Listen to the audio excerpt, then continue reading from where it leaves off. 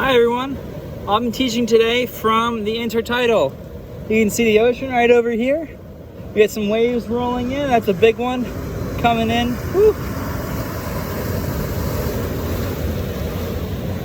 Today's lab is going to try to give you a sense of what it's like to be in the Intertidal, because I know we can't actually get you all out here for a lesson.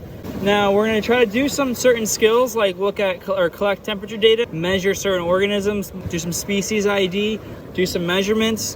What you guys are going to be doing is watching the videos, answering the questions on the worksheet, and trying to get a sense of what it's like to work in the Intertidal. And it should be really fun, I hope. And you can see I'm already a little wet because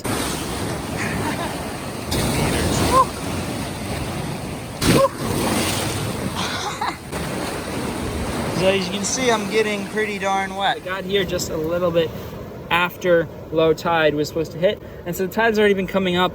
Part of the question for this assignment is going to be, when was low tide today? Today is the 15th of February, so when was low tide in the morning? I'm here. So one aspect of working into Intertidal is understanding the different abiotic conditions that are here. Now, a common thing to know in the Intertidal is tidal height. So how much higher or lower are we compared to other organisms in the Intertidal? You can see nothing really covering the rocks up here as far as large mussels or those black mussels. We have a lot of these small barnacles here. You can see them sort of lining the rocks here, and those eventually will come up the wall, and you can kind of see them stop at a certain point. Acorn barnacles stop here and go along. Similarly, this line along here. And you can sort of see where the water does come up, and this is even during low tide. But if we look a little lower, now I'm gonna get a little wet here, we have some more mussels starting to show. These guys here, but they're pretty small if you can get a look at them. All right, and so let me just give you some reference of where we are. There's the water, there's the edge of the water. That is sort of the near high tide mark. But if we go a little deeper, you can start to see more and more mussels inhabiting these places. Look at all of them right there. Here comes some water. Gonna get wet, but these are a lot bigger here. Now, the key point, and you can even see it now, is even during the lowest of the tides, they are still getting pretty wet. So we've got a lot of mussels here, and then even go even further out, that whole rock right there is covered with these mussels, and they're a lot larger than they were up there. If we get a little closer, we can see some gooseneck barnacles right inside here. The main ones we're thinking about is moisture, how much water organisms are getting, and that also leads to how much food they can potentially get if they're getting their food from the water. And the other big factor is temperature. So organisms in the high intertidal are experiencing a lot higher temperatures for a lot longer than organisms in the lower intertidal. And so you have to consider that when you're thinking about where species live and what organisms live where in these rocky intertidals, where you have spans from below sea level up to about 3 or 4 meters high. And so the water may reach some of these high points, but may not always. And so to do that, we can collect temperature data. Now here we have our temperature loggers that will be able to collect our temperature data based on the minute, hour, 15 minutes, whatever interval you really want.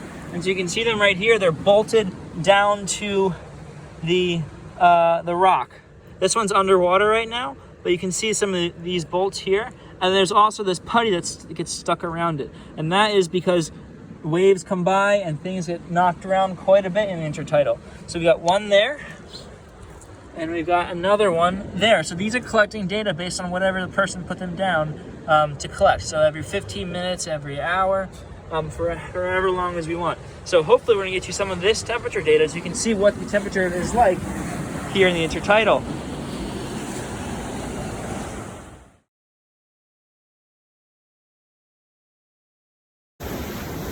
So knowing where you are in the intertidal is especially important for considering temperature and moisture, as well as competition. So competition is a really large biotic factor for organisms living in the intertidal. Now you can imagine most organisms, or at least marine organisms, want to be covered in water as much as possible. So down lower in the intertidal, you're going to have more competition. That means either you have to be a better competitor, or you have to have certain adaptations to help you deal with that competition. For example, the gooseneck barnacle. Now, gooseneck barnacles are really cool because they're adapted for being in high concentration because they have this little neck that sticks them out above the substrate. So they're better at competing for things when the whole entire substrate is covered with other mussels or barnacles and stuff like that. The other alternative, if you're a poor competitor, is to move higher into the intertidal. And that means you're going to experience higher temperatures and for longer. And so that's why you start to see a lot of studies that are looking at thermal tolerance in organisms, because they experience such a wide range of temperatures across their habitat range. And so you can have individuals that live in the low intertidal that are less thermally tolerant because they're not experiencing that hot of temperatures all that much, whereas individuals in the high intertidal may be more thermally tolerant.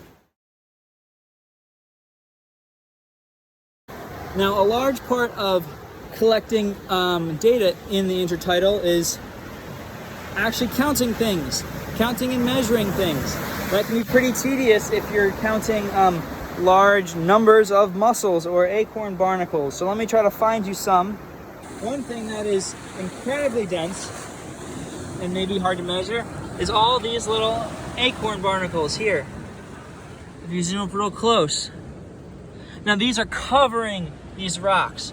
A lot of techniques will use some sort of multiplication where you count the number in a small area and extrapolate that to a larger area. And so if you can count 50 mussels in a meter by meter square marking, you can extrapolate that to any area with the same sort of density of mussels. So what we're going to do is count a small number and then just try and multiply that out to see what's in this larger number.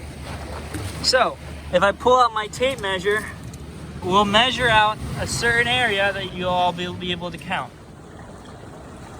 So what I've done here is I've made a little tiny quadrat that is of a certain dimension. So if I pull out my tape measure, we can see it's about the inside of this. Let's see if that's 1 inch, about 2 1/4 inches tall, and about, we'll say another 2 1/4 inches wide. But what I'm going to have you do is count all of these little bits here, these acorn barnacles. And then we can extrapolate that all the way up to an area much larger. So if we wanted to measure an area of the number of barnacles here, we'll say this is 1 foot by 6 inches area. So a 1 foot by half foot rectangle, can we extrapolate the number of acorn barnacles that are there? And so that's one way to do an analysis of abundances in the intertidal when things are so small and so hard to count, or so numerous to count. So with these transects, or with the quadrats, you can kind of get a sense of the density of an organism, and then you can multiply that density by any area to get a abundance estimate for that area. Now, there's going to be some sort of error in this, because you don't know if that density is constant across that entire area. Like that area we just saw down there, it may not be the exact density that we measured from our little quadrat. So that's some sort of error, human error or measurement error that we are going to have to assume when we do any of these measurements like that. So either you can count every single organism across that entire area, which may take you quite a while, and if you're like me, multiple tries, or you could actually do a quadrat and sort of do some extrapolation based on the known density. All right.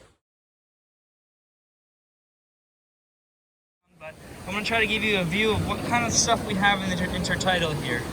So we got a little kelp here. Extra points if you can name what species that is. Walk along. Try to find some anemones for you all.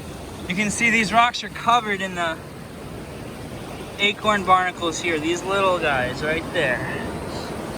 So there's a lot of hidden stuff in the intertidal you sometimes overlook. You can see some bird tracks right there. Just scurrying around. Let's see, what else do we have for you guys? We'll try to find some anemones. Ooh, here we are. So here are some anemones.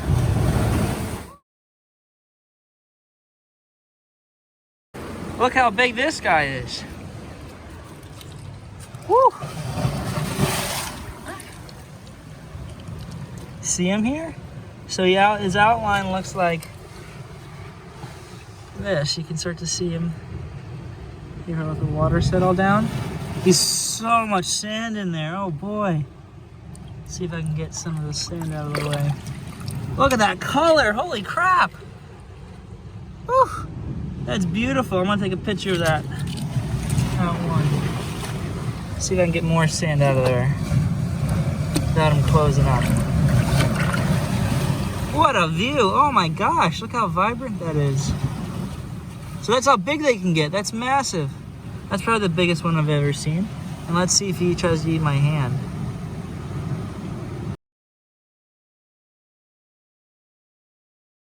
They're up higher on this rock here, right? But even at the lowest tides, they're getting plenty of water in this little pool here. And actually that pool is draining out. So if you can imagine, these anemones are getting really cold and they have a chance to get really hot in the sun and as they start to dry out. Now there's two big factors at play here. There's the heat, the temperature that these anemones may be getting, but also desiccation. Desiccation is drying out. So these anemones are kind of located in this little divot here because it collects water. Now up here, you have more desiccation where these guys will be drying out a lot more than anything in this little pool here. Now you can give them a poke if you want and watch them condense up. They're a little bit sticky, but he's full of sand here, so you can pull out, look at all that sand. And so when they're really agitated or when they're completely out of the water, they'll form this sort of bubble.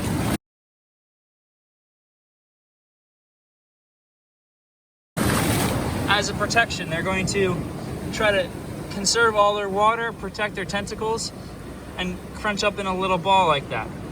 And so you can see one of the open ones full of sand, and then this is one of the closed ones. Now we're going to try to get out of here before I get completely soaked, and we're going to head up a little bit.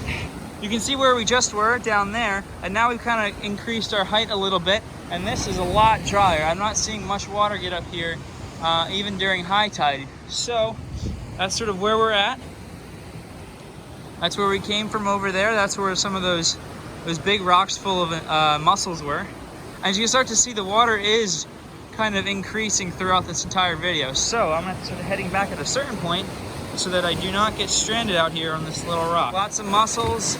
Oh, awesome. We can see a different type of anemone. Let's see if the water will dry out a little bit so we can see them. Anything under here? We got some acorn barnacles there.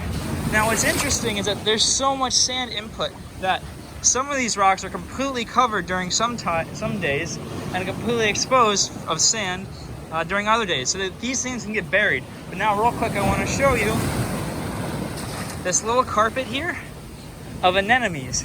This whole thing is anemones.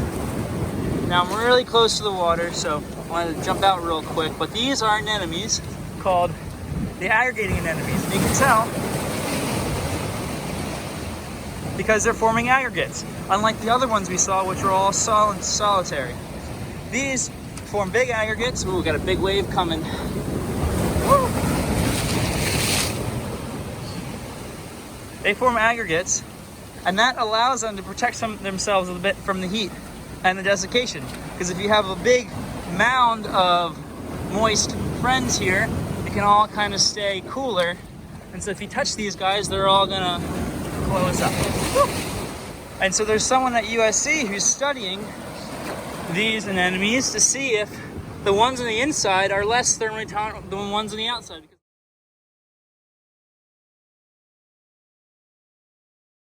The ones on the outside are going to be the ones that dry out and get the hottest, potentially. So maybe if the ones on the outside are more thermally tolerant than the ones on the inside. And so you can see them all close up like that. Oh, we got a big rock over here. Now you can see all of these. This is covered and it goes up through the sand. And so if you dig a little bit deeper here, there's going to be anemones all the way down in there. And that's just how much sand gets inputted onto these beaches throughout the year, even throughout different months. So you can see some of this is washed away and it's a lot, these go down a lot deeper. But this whole thing is probably one genotype, and that is one genetically distinct individual. Now they're similar to coral in that they are clonal. So what they can do is form buds and they will split, and all of these are probably the same genotype covering this entire rock, which is just crazy to think. So awesome, we got to see some two types of anemones. That's fantastic. A lot of mussels, a lot of barnacles covering this rock. You can see these anemones down here getting flushed with some nice water. I'll be interested to see what the temperature is today. It's pretty cool on my feet, but relatively, I could bet it could be pretty warm. Now it's pretty violent, so you can imagine organisms that have to be stuck onto the rocks have to be really stuck. And if we were to try to remove one of these barnacles, we'll have a pretty tough time. Same with the mussels, they're really stuck on there. Now I recommend you come out here. I can't take you all out here, but we're here in Malibu at Point Doom, and you can come out here if you'd like. I would suggest coming out on a low tide time, like I am now, so you can actually get to some of these intertidal spots. Now, during high tide, this is going to be completely submerged for the most part, with waves washing over something up higher. And so you want to be careful when you come here during the tides. You can get stuck, and you could just not be able to get out here, period. So keep that in mind if you do decide to come out here. Oh, we can just have a good look at our mussel here. I think this one's dead.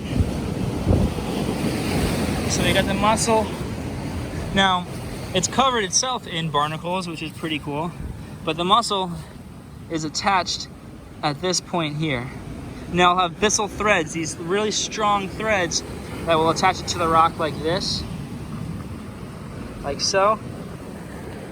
And this will open and close to feed, to maintain water. If it's closed when it's dry, if it's open when it's wet. So that's a cool little find. Alrighty. So you can see how well they're attached here. I'm wiggling them around, but they're attached at this point. Ooh, we got some big sets rolling in. So they're attached like that. I try to move them around, and they won't budge. And ooh, we got some mussels here, so I'll try to show you what these mussels look like without getting completely soaked. We got some here. None of them are open, unfortunately. But again, you can sort of see how stuck they are. And if I wiggle them around, maybe I can pop one off. And so you can start to see all these threads there at the back. That is what's holding the mussel down. These abyssal threads right there. And they're like literal threads that stick it to the rock. So hopefully he'll jump back on and won't be too damaged. I didn't kill a mussel. So I'm getting pretty close to the end here of when I'm able to walk around and do anything useful. But I hope you will enjoy this video.